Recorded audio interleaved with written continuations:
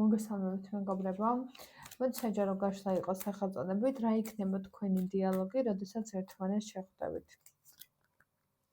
ის თქვენ თავს ძალიან მნიშვნელოვან ადამიანად გაგრძნობინებთ, სადაც უბრალოდ მთელი არსებით და განცდით გეტყვით იმას, რომ მისთვის მთელი ამ დროის განმავლობაში და არა მარტო ყველაზე მნიშვნელოვან ადამიანად დარჩით და ის ფარულად ყოველთვის თქვენ გაკვირდებოდათ.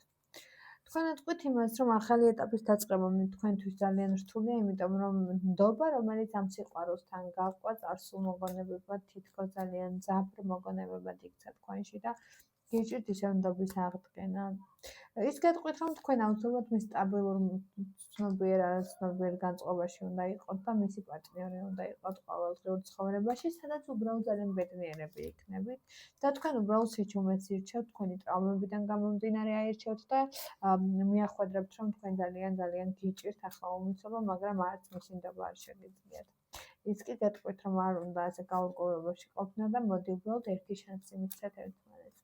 და ეს შანსი აუცილებლად თქვენს სიკეთად იქნება გამოყოფილი, გამოყვანილი და შეხვედრა მოხდება თქვენ შორის. თქვენი შეხვედრის შემდეგ ისევ თანაერთიანობა, სადაც უბრალოდ ერთმანეთთან ძალიან დიდ სტაბილურობას მოვტანთ ერთმანეთს. მეტი შეგახსენებთ, რომ YouTube-ზე პოდკასტი დავიწყებთ და ზოგადად ჩემი პოდკასტი არის პოდკასტი 31. ჩემთან ხატია ძნელზესთან ერთად.